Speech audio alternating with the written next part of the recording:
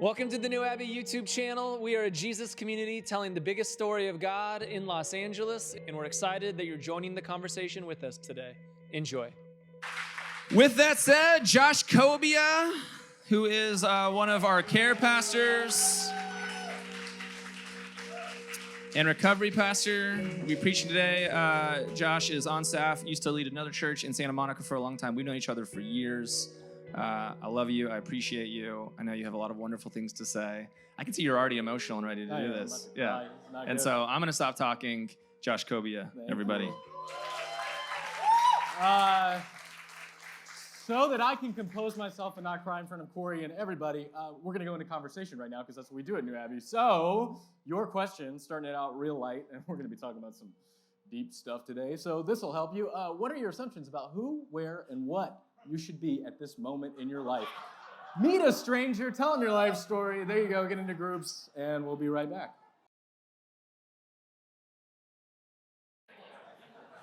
Well, thank you all. It's a really big privilege to be able to do this, to be able to speak in front of you, to be able to actually talk. My wife Chelsea and I have been here at New Abbey for about a year, I think. I don't honestly, it's very fuzzy, but I think it was because it was COVID, the time doesn't exist. So about a year. But before that, Corey was my church planting. In the church world, we call it planting. I don't know why. No other business calls it that. It's like startup. He was my coach for 6 years. So Corey has seen me through a number of different crises, if that's a word, in my life, and has really helped me. So it's been a gift. And then, this church has been a gift. So before we get started, because I know a lot of you might know my story. I've been an interesting person twice. I think both of those are because Corey didn't book anyone in last minute. He was like, can you be the interesting person? So I've told my story up here before, and I don't want to get too in the weeds on it because we don't have a lot of time.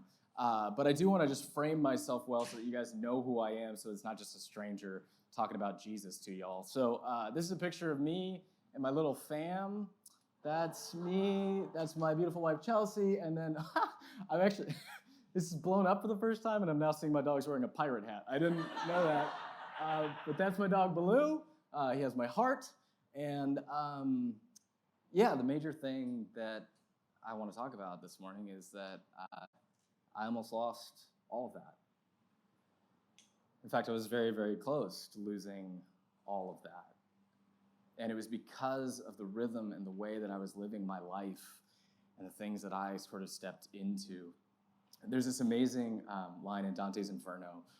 Dante's Inferno is where we get the notion of hell, which a lot of you are probably still recovering from. But there's this line where Dante talks about how in the middle of life, in the middle of his living portion, right, before he descends into all these different realms, he says, I lulled asleep and I walked into a forest and it was so thick that I could not tell the trees from the forest. And I don't know how I got there because I fell asleep.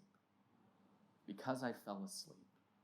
And to me, there's really no more accurate depiction of what alcoholism and addiction and all that kind of stuff can do. It's not that I woke up one morning and said, you know what I want to do for the next 2 years? I want to become a really bad alcoholic. That's not in the playbook, especially for a pastor, right? But what happened is micro step by micro step by micro step. I'm just noticing Noah was are you going to pace this morning? I was like, nah, I'm going to stay completely still, and I just took steps. Anyway, sorry, Noah. Micro step, micro step, micro step. You realize that you fell asleep. And then you pop up and you're like, how the hell did I get here? And that's really what happened. And so I found myself in this really sort of dark place. Again, I don't want to get too in the weeds, but basically what happened is I got to a point where my body was actually physically addicted to the substance of alcohol. Physically addicted to the substance of alcohol. Now, I didn't know that could happen. I knew you could get addicted. My grandfather was a huge alcoholic, and I used to think of him as this big sinner, and now I realize man, he was probably better than I was. He actually missed my dad's wedding because he got too drunk on a flight, and so they had to take him to the hospital. And that story was told in our family for years. Be careful, because you could end up here. Be careful, because this is in you. Be careful, be careful, be careful. And so I took that really seriously when I was a kid. Like, so from like age 0, because who's drinking when they're a baby? Anyway, age 0 to like 21, I didn't have a single drink. And I played in bands and I played in bars. I was playing in bars, signed in a band from when I was 15 and offered drinks constantly. One of my favorite stories is I was playing this club in San Francisco called Slim's, which is this really cool sort of intimate space. And we were opening up for a bigger band, and I'm like 17 at the time or something, and so we play our set, and I get off stage, and at this time, this is like the phase of like MySpace, like no one even had a website, but I had a MySpace. We had flyers with our MySpace on it, and I was handing them out to people, and I get to the front of the stage, and the next band's playing, and this girl goes like, "Do you want some?" And I was like, what? Pardon me? You want some? And she puts out a water bottle. And I was like, water? I've just been on stage for like an hour. Yes, I would love some water. Pop it open.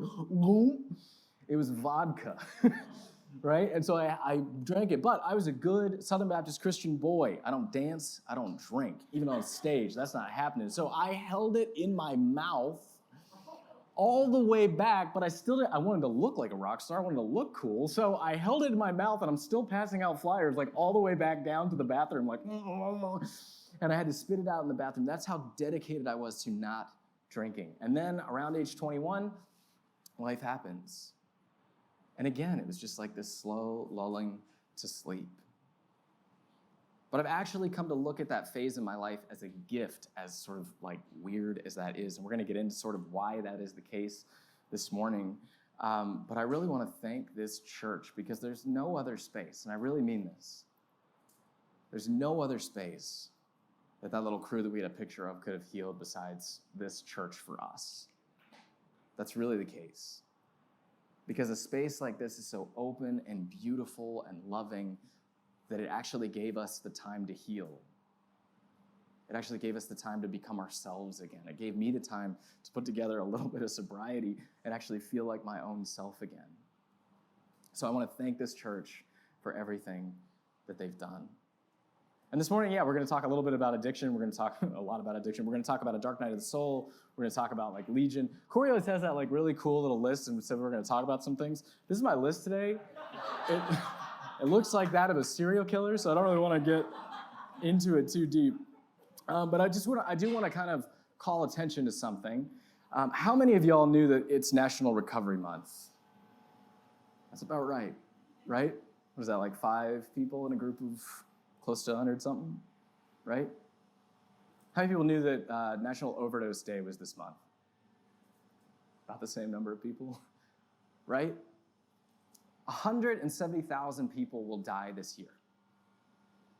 130 people will die today. That's the kind of pandemic we're dealing with. That's the kind of craziness we're dealing with when it comes to addiction and to alcoholism. It's an enormous issue. 1 in 10 of all Americans will struggle with some form of addiction in their lives in the course of their lives. 1 in 10. But I often think, and I think especially in church too, we don't like to talk about that. And that's why this stuff doesn't get a lot of play because it's too close. Like, uh-oh, could I be one of those? I spent years going, it's not me, I'm drinking in the shower. But anyway, it's not me, right? And it might not be you, but it might be a friend or it might be a family member. And the most shocking thing to me when I was going through like the darkest night of my soul was that when I turned to the church community at large, there wasn't a lot going on in terms of help. Like I learned that really pastors didn't know where to point you where to go. My family, when I was in like the worst part of it, like we had to hop on the phone with all of these different recovery and treatment centers and detoxes and places and figure out and navigate it. And you're like 6 months in and your family is like hundreds of thousands of dollars in before you even realize what the right place and the right time and the right thing to do is. That's how crazy this world is. And I want to reclaim that for the church. I would love it if the church was the first place that you came to if someone is struggling with addiction, because that's what it should be.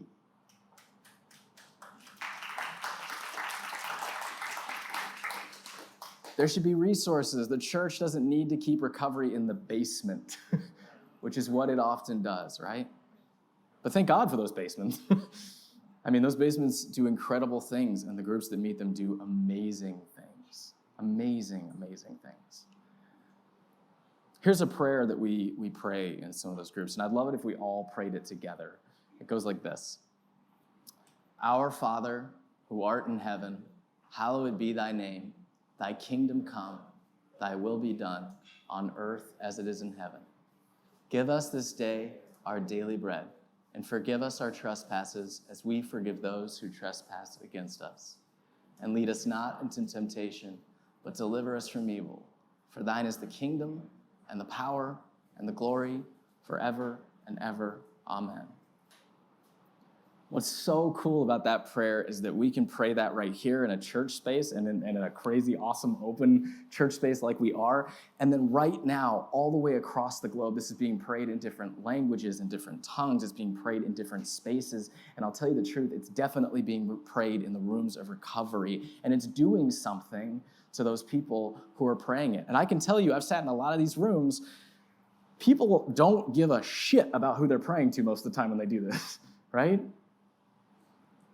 But these words and this rhythm that points us to something else. There are 72 words, 14 lines in this prayer that wakes something up in our souls that can't be described. 72 words, 14 lines, that's it. That's what Jesus actually gave to people when they said, hey, how do we pray? And Corey's been talking all about sort of like the Beatitudes he started last week, and you've heard it said, but I tell you.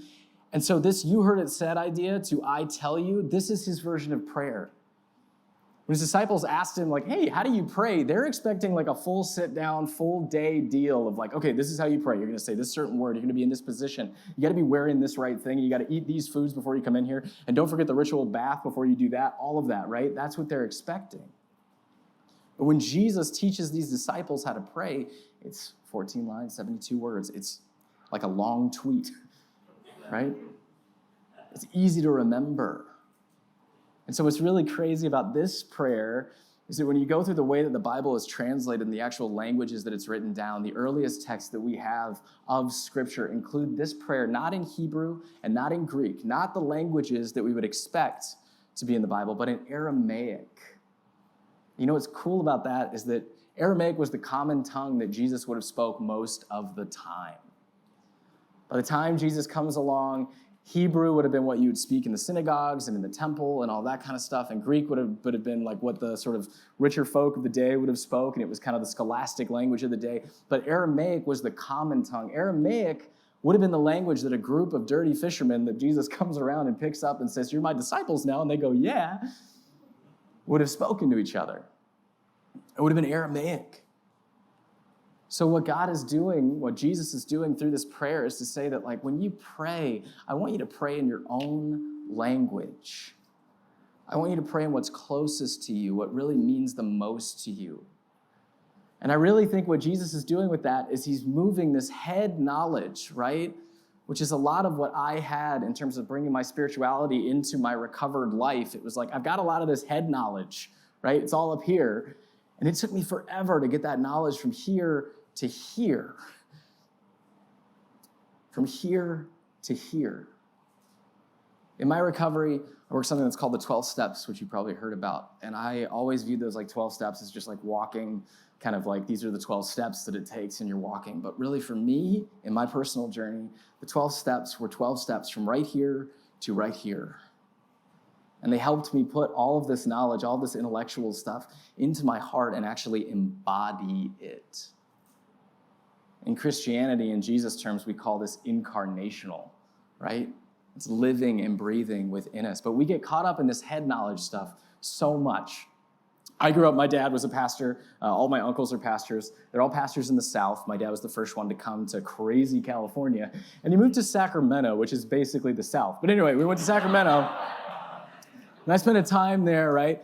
And back in the day, my parents were, and my dad he's had his own progression of faith and everything, and he's landed in a really cool space. Like I had a conversation with him the other day, and I was like, whoa, where did you come from? Still very Southern Baptist, still all that, but he's still thinking, right? What a beautiful concept. The faith keeps growing. But at that time, we were homeschooled. I wasn't allowed to go trick-or-treating at Halloween, right? Like I heard legend of people going out and getting these full-size candy bars, and I was like, how do I get there, right? Like I wasn't allowed to do any of that. I wasn't allowed to see a movie that wasn't PG. I grew up in these houses. When Anchorman came out, my parents used to buy these videos from this little like online, it wasn't online, it was a magazine at that point, distribution center, where it would like bleep out all the bad words or it would just edit them out altogether. So we got a copy of Anchorman. Do you know how long Anchorman is with all those? It's 43 minutes long. 43 minutes, and I used to watch it so often, right? 43 minutes. That's the kind of environment that I grew up in, right? That's the kind of environment I grew up in. And so when I was a kid, I loved it. I gotta tell you the truth. Like as a kid, that structure, that sort of like environment, like I latched to it. And the reason is I had crazy ADD, and I wasn't any good in school. And I hadn't picked up an instrument yet. That didn't come until later, so I didn't really know my place. But for some reason in Sunday school classes, I would raise my hand, and I would remember these Bible facts, these things about Jesus, and I could actually spew them back. And so for the first time in my life, teachers, these Sunday school teachers, really took a liking to me. I guarantee you, without those Sunday school teachers, I'm not on this stage right now, right? They actually looked and went like, oh, he kind of knows some stuff. And all it was is because like I'm growing up in a pastor's family and like my dad makes me read the Bible for like 20 minutes a night, right? Like it wasn't like anything special or anything like that, but I was able to kind of spew these things off. The ultimate culmination of that was Awana. Who here was in Awana? More of you than knew what About Addiction Month was, so that's really crazy. Awana, in the little version, is called Sparks. When you're a little tiny tyke, you go to this thing called Sparks. We are Sparks for Jesus. I still remember the song. Anyway, Sparks is like Boy Scouts for the evangelical community. I wasn't allowed to go to Boy Scouts either because apparently there's something evil lurking in there. Anyway, Sparks was available, so I went to Sparks, and I'm like 5 years old, and I'm like, I've memorized all of these scripture passages, and I'm going in, and like you get a little piece of candy and stuff like for like doing that and everything, and I was very rewards-based, so I was like, oh, this is really good. But the crown jewel of my evangelical like kingdom was the fact that I was gonna get a sash and I was gonna get a badge that said Spark for Jesus, right? I was gonna get this thing. And so I go to before this, I ate a meal of my favorite meal, which is like warm SpaghettiOs. At this time, warm SpaghettiOs was my favorite thing in the whole world. So I eat this massive meal of warm SpaghettiOs. It's awards night. I'm about to get this sash, right? I'm about to get this thing that's gonna validate me. I'm going to heaven because of the sash, right? Like these are the things I'm thinking about, and I'm like stoked. I'm just woofing down these SpaghettiOs. And I'm on the car ride. We're in our like Dodge 93 Caravan. We're rolling to this evangelical service. I get in the front row, right? And then my buddy Jacob is sitting right next to me. I don't like Jacob. He kind of smells weird, but Jacob is here and he's with me and we're about to get our sash together. And the person starts to do the announcements and they have to go through all the preamble and all this stuff and I'm just like ready to go. And then my stomach starts feeling really weird. Like these SpaghettiOs have made a resurrection moment inside my body, right? And so I kind of like go,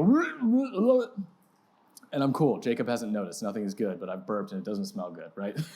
And then all of a sudden, out of nowhere, I just go, and SpaghettiOs everywhere. It looks like something out of The Exorcist. It's disgusting. They're little O's. They hadn't digested. I had just been woofing down. I still remember this so vividly. And I literally thought, I was like, okay, just stay calm. There's a chance no one saw this. And then Jacob next to me turns to me and goes, ew! And I'm like, Jacob, shut up! Like, right? And then all the kids start going, ah! And this man comes and he swoops me up and he throws me on his shoulder. And I have these vivid memories of going like, ah! Because I didn't get my sash, right? Never got that sash. That might have been the moment I started deconstructing my faith. Never got that sash. But it was all about head knowledge for me. And that continued. That continued even into what I thought was my deconstructive phase. I did that like after seminary. I went to a Golden Gate Seminary, which is a Southern Baptist theological seminary, and in it I had to take a class that said hell, the fiery eternal pit. And I thought maybe this is a little off base, right? And so I did my deconstruction stuff, and I went through a real crisis. Drinking hadn't even entered the scene yet, but I went through a really big sort of crisis of faith, and then I came back around. But what I learned through my addiction and through my like hurting times was that like I hadn't internalized all of it. It hadn't gone from here to here. What it took was a dark night of the soul, a dark night of the soul. And a lot of us throw around that dark night of the soul thing. I can't tell you how many times in my sort of like last 2 years, therapists, coaches, spiritual people have told me, you're going through a dark night of the soul. And I was like, I know exactly what that means, right? Head knowledge. But the dark night of the soul doesn't work in the head. It works in the heart. And the dark night of the soul is actually like a friend. John of the Cross says that the dark night of the soul is more lovelier than the dawn. More lovely than the dawn. Lovelier is not a word John of the Cross would use. More lovely than the dawn. Meaning the darkness was actually more kind than the dawn. Because it tells the truth of where you are. This is my definition of the dark night of the soul. Dark night definition, dark night def, is a true dark night of the soul is not a surface challenge, but a development that obscures your life in such a way that a return to a journey of joy, everything must change. Everything must change. We have this phrase in the Rooms of Recovery that, like, you don't have to change anything, you just have to change everything. Everything must change. Metanoia. It's this phrase, and Jesus keeps coming back to this when he's like, you've heard it said this way. You've heard the story this way. I want to tell you that the story really looks like this. That's what the dark night of the soul does for you. It says you see your world, right? You see your life. You see the things that you deem as important. You see the sash and Awana, right? You see these crown jewels that you think, this is all I'm living for. And the dark night comes along and says, no, this isn't what you're living for. This is what you're living for. This is what you're living for. You're living over here. I was going to do this whole story of demon possession and all that kind of stuff. We can skip that for this morning because we're running late on time. But what I do want to say is, like, there's a story, screw it. There's this story called Legion in the Bible, and Jesus shows up on these shores, and he sees this man who's been going through an intense dark night of the soul. We won't go line by line like I was going to do, which would have taken like 3 or 4 hours anyway. But what we will do is I will tell you that this man, right, when Jesus shows up on the scene, he's really banged up. He's living among the tombs. People have kicked him out. There's a line in there that says, like, he was chained up, and he was so chained up, but the people couldn't keep him down. He was breaking free of these chains. So these people, they cared about him. There's some care in there, right? Like, they didn't just put him to death, which is kind of like in that time, they'd be like, just kill him. We don't know what happens, just kill him. You know, maybe they were afraid he was going to haunt them. I don't know. But they didn't kill him. They kept him in exile. And they send him out, and he's living among the tombs. And basically what that means, by the time Jesus gets on the scene, this guy's been living among the dead, which basically means he is a walking, living picture of death. He's a walking, living picture of death. And there's this whole awesome exchange, which you can read. It's called the Bible. It's really good. Take a look at it. There's this whole interaction between them in which Jesus looks at this man who's suffering and says, what is your name? And the man says, my name is Legion because we are many. And the really crazy part about that is that he's not really talking to the man, right? He's talking to this person that's so consumed with the crazy that's going on inside of them that the affliction becomes what they name themselves. In Rooms of Recovery, I say, my name is Josh and I'm an alcoholic. I don't say I'm an alcoholic because there are many, right? I lead with my name. And then I lead with the thing that I have to deal with for the rest of my life, but I name it. And the powerful moment between Jesus and this man who's suffering all this is that he gives him the dignity to say, what's your name? And then the guy says Legion, and then he just deals with the affliction. There's this whole dramatic thing where he sends them to this huge herd of pigs, which is, you know, a political statement and all that kind of stuff. You can look it up. Again, Bible, really great thing to be reading. Anyway, he goes in these herd of pigs. Over 2,000 pigs are where Jesus sends this legion of demons. 2,000. People get really hung up on the pigs. Right? My brother's a vegan. He can't stand the story of the pigs. Like, what's going on with the pigs? But to me, when I read that story today, I look at it and I go, oh my God, that guy was dealing with such stuff internally. That's what it looks like when it's turned out on the outside.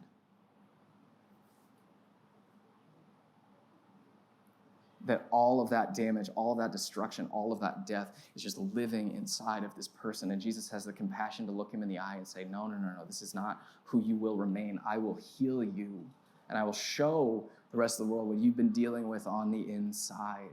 You are not broken. What is afflicting you is.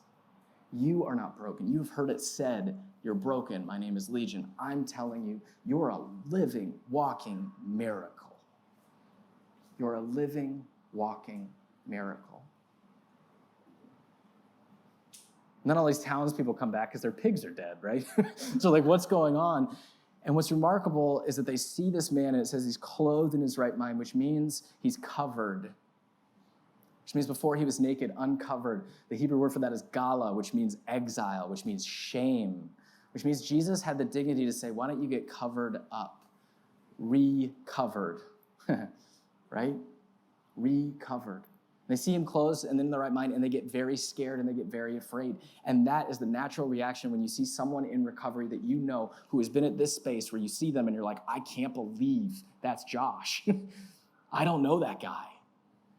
And you come back and you're really afraid and you ask Jesus to leave because you can't trust that maybe that person had this spiritual change, this psychic change that's actually changed them. And now they're sitting there and in their right mind and they're clothed and they're recovered. And whoa, can't believe it's beyond belief.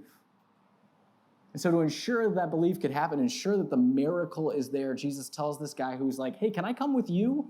He's just like, don't leave me here with these people. They're the ones that chained me. They're the ones that did all this stuff to me because they didn't know how to deal with me. And Jesus says, no. This is so important. He says, go home. Go home. Go home. And in these years of turmoil and trying to figure this out, which I don't have it figured out, by the way, guys. Like, I've got nothing figured out. All I can offer you is that voice, that still small voice that's within me, that voice that I could hear at like 5 in the sash, but not so much. That voice has just continually said, go home, stay where you are, go home. And that go home to me has been the church. Like, I went through this whole crisis where I was like, I don't know what I should do. Maybe I should work in recovery. Maybe I should become a musician again. That was a bad idea. Maybe I should like do this. Maybe I should do that. And all that's been coming up in me is go home, go home, go home, go home. Go home. Stay home. I'll end with this one last story, because that rhythm of going home is very uncomfortable. Like, I don't want to stay around the people that saw me at my worst. That's not fun, right? I'm going to go move somewhere else with a totally different set of new friends that don't know what I was like during that time. But that's not the miracle of God. The miracle of God is actually like coming close to all of that damage and saying, no, there's a new way to live. You've heard it say, but I tell you this. But this journey has not been all sunshine and rainbows. And to be honest with you, it's been very difficult. It's been very hard. And I've been very angry during a lot of it. And I was so angry. This one particular day, a couple days ago, that little guy in the pirate hat, my dog, I was taking him on a walk, right? And I live on Topanga. That slide where it said where Staten Island was, that's where I live now. I live on Topanga, which is like a highway. Right? It's just really brutally like fast, and the cars don't stop. They don't care that you live. That's just Los Angeles. Whenever anyone's on a bike, I'm like, you brave, brave soul. You must not be from here. We live on Topanga, and my dog always wants to take a beeline because the neighborhood is nicer on the other side of this Topanga thing, and he's a bougie dog. He was raised in Santa Monica, so he wants to go to the nicer side of the tracks, right? And he wants to go where the grass is greener and he can pee on everything. That's just like his goal. And he always just tries to make a beeline, like right across this traffic, and I always have to like yank him back, and I'm frustrated in this day because a lot of things had happened, and I'm pissed off at where I am in life. I'm pissed off.